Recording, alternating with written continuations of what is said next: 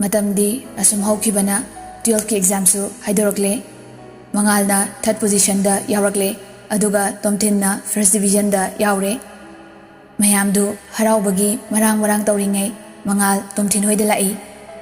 Mangal su nahan makai Abemma halakpadagi Tomthin hoida changdrabani.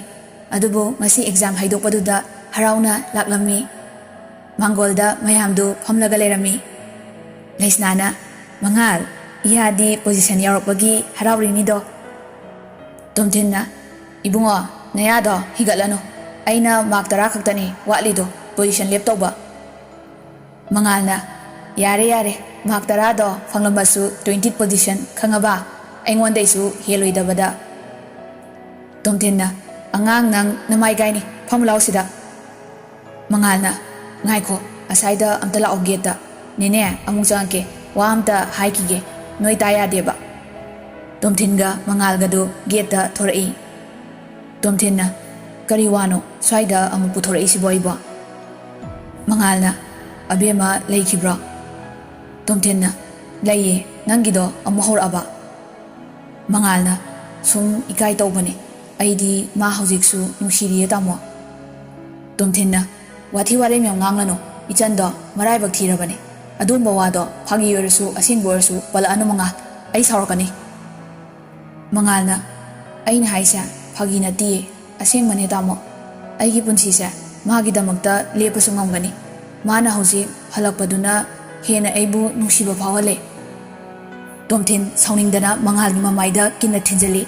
Chalo changkano na ichan se kanamtana karan taba yaroi mabung ai leiringaida nang oigera mi oigera usitaba male nangido pangya yarani khaliro ha farasu phatrasu akhoi noise mari mata amane nangi wakhaldudi ichan asina dasatare khangna Mangal Tomthingi mamangda ikaiba phawre khongthang tapna handorai gari du start tawraga kanna thawraga chatkre. Tomthin ngahaki asawbadu phathaba ngamdana gate manungda changai. Laisnana Tomthin kaidore amaduna gari kanna thawraga chakriduna. Tomthin wangangamdana maikada kakhatkre. Laisnana karino ne anisina amu khanarira tawrisina. Hey Tomthin Mangalda kari hairuroge nangbo. Thanilna ani sidi directa hidanabani amana mark henbagi karimnabada khanari oramni angang masadongna hek tawida moiso kanade ai nga leruge chakhungi pochai singdo semramoko bem. Mangalsu mayum yorakle laizana kaidore nangna hatu chakraga amu prap halaisina. Pinkina dada dapari hoi la ambani. Mangalsu karimta khumdana maikada changkre. Phamungda hippaga mathanda angang machadongna kapli. Tamo nang naingonda phurabako nangse aina di aibu yamna khanbiba aigi best friend ne khanbani aduga aigi thamoibu karimata khangbiramdre ai ngasidagi noidasu changla alo adubu aina Abemma bu nungsibasidi maphamda soidana khangalamgani.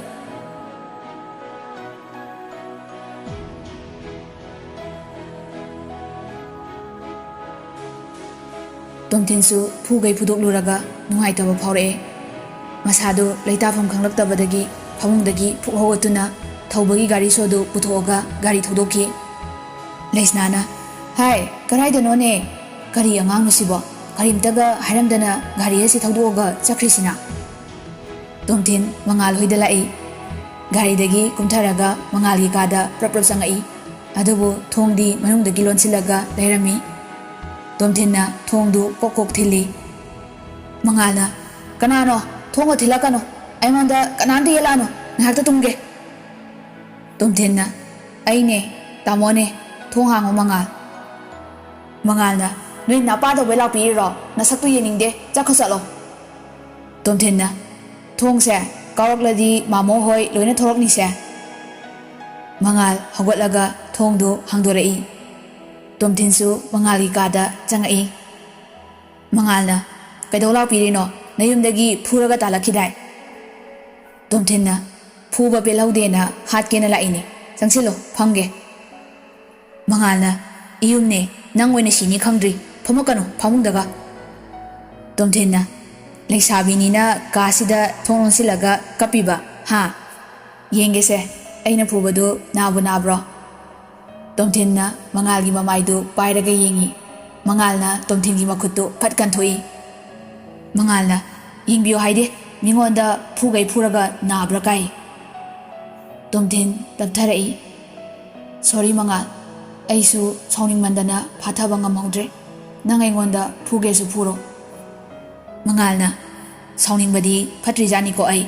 Mina asengba haijaraga marisu kaimta thoknaba nataba. Akhoi aboki machegi machagi nupagi manau nupagi machase nang mari yam naknabani ko. Mari matani aduni adani adu ngangdana oza sadana nang na leire. Pictru piklingai dagi nungsijakhrabadubu hongdo hongjin yabro haibane. Tomthinna nangdi pictru piklingai dagi adum pakhang pharakpagi mawongne. Ngantana adum khatlaga leireba. Ha. Aduk yam pamadi lauroi bungo lauro. Ahan masen thang paina halo. Mangalna kaidau paina doino. Aina haibada imasu pabungsu loi yani. Aina ngasi phau moina haibada yadaba mata yaude. Aina wa makhak haibada moina yadradi goodbye piramni yumga loina. Tomthinna pakte nang phasana pakte haisini aina phuba peloi dori da idea. Mangalna ngasi ne aina sawaktana ngamthoknani ko. Tomthinna yare aphau yam sarano loisalo pabungna nga leiba chatkibani ai nang loba la ini. Mangalna horena mo la amaga kaidau chakrino na noigi mata pitana hangaga nachanupana phuraga tal e khumurai ha. Tomthinna khumo khumningba khumo loisilo amuk yam magun leiba sadana chingaga pu hairo ha. Mangalna nang tamoga suko koroi. Tomthin kaurani natradi ahalamani yam sajilakadori. Tomthinna kauro numit tha ubadi aina opara ma helini nangna ahan sajningi dudi khangdaba ichanupi do lauradi mingause phaireng tureng loin chatoini asidi khangdaba. Mangalna yare khara ngangladi thosil aw makha somtara adi icha isugi mingau yokhrani. Tomthinna masidi oi gari thorose. Anidu kadagi thokminarakpa ubaduda laijana karino noi ani sina chathoka chasinga tawdana leirabo parikha haidu ena haraubada yuga muk thakluni ko. Mangalna Tomthinda michi khachali aduga mamada laknai yu ngaurugi ima horen tamona poraga maraina thinjarani. Laijana haichandan napatak thoke khanginang. Anidu amuk gari thauraga Tomthin hoida lakminare. Asumna harauda yamna numitu mayam chaklena ma chaminare.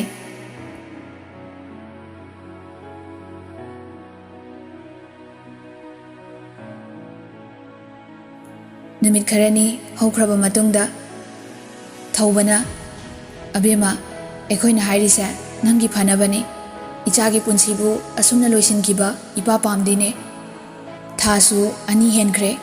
Nangna sum tofom khangdana machi unglaga leibado ipa ihingba ngamde. Adugi saru noi tamo hoiga punna Delhi da leiruro. Ipa nasu nang class 10 da oina ming chanbinaba school amada pau phaunarabane. Adubu ichana ngamloi hairagadi ipa upai leite. Abemmana papa ai papana haibado yarage. Papana nungairoidaba thabak amata ai tawraroige. Ai tamo hoiga chatkrage papa. Thaubana aduni ichadi haibe inbini nangna yumsida leiraga lekai mina machi ngangnaraga punsi lenbada ipasu pamde. Adugi saru nahaido mapung phana tamlaga aphaba matik chaba mi ama oirakbadune ipana apenbo oigadoribase. Abemmana ado papa nangaibu thinbadi lakpiyo ko. Thaubana chatkani ipasu icha thinba soidana chatkani. Nang tamo mangalsu tamo chauga puna tamdorini. Nangbu makhoina kupna senabigani. Abemmana tamo chauga tamo mangalga leibanina aibudi kaisu khaloida papa. Angang oibanina mapana themnaudana hotnabadagi Abemma lairi makha tamthaba haibadu yarami. Tomthinga mangalgasu general line oina makha tamtharani haiduna diuda ming chansinkre. Abemmasu mayamna haimanbadagi mabung anigi matung inaraga manak nakpa school amada hainaduna class 10 da admission toksinbire laibadi punna makhoi ahum rent ama lauraga punna laiminare thaubaga thanelgana makhoi ahumbu mafam chana thambiramlaga mayumda amuk hale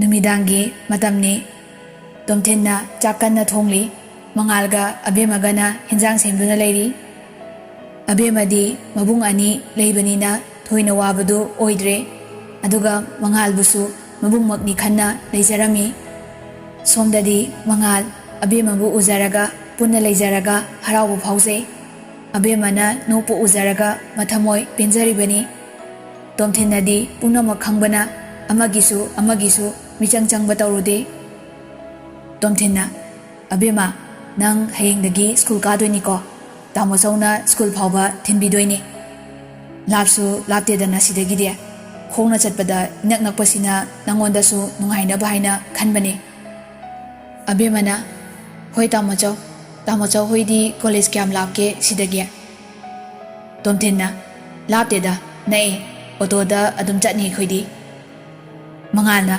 kaigi otono pabungda hairaga gari am lehendoini tomthenna gari thoraga paisa paiba sage hairo yam paklaptre asaida sallaga tarame kaina akhoi amu wahanbige hairo gari leidoi already tungana leijakhro abema noklaga tamo chausima tamo mangalamu sauraga chatkidana aino eni khanaraga khamba ngamoiko mangalna nokano nangsu nabungi michanga changba yaroiko aigi changdongni tomthenna ichanna aigi michang changdana nangi changani he natro abemana khangde khanabira kano kije aidi ahomdu chakloraduna chathokminare abemagi ka tongana amada lei aduga tomthinga mangalga ama punna lei chaktokpa kuidibanina mabungi kada makhoi hum pulap leirami tanjaduda thobana video call tawrai thobana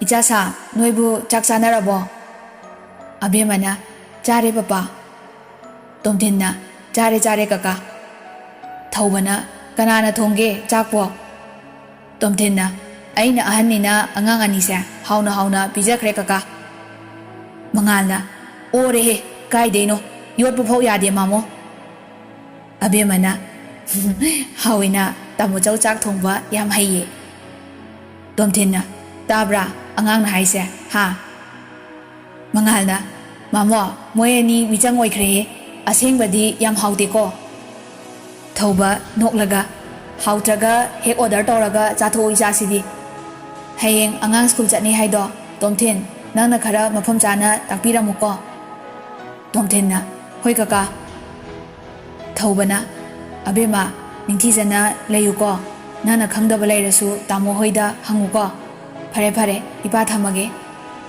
abemana hoi papa thaubasu phone du thamkhre tomthenna kai haiba na hojiki do manga aina thongba hauti kaina khangni hayengdagi chak nangi yanare ko mangalna chak thongbabu oinagi thabakni thongbiraga loire kaino kone abemana ibungani khanaraga thongbiro aisu tumlurage tumningae abemasu maikada changlaga tumkhre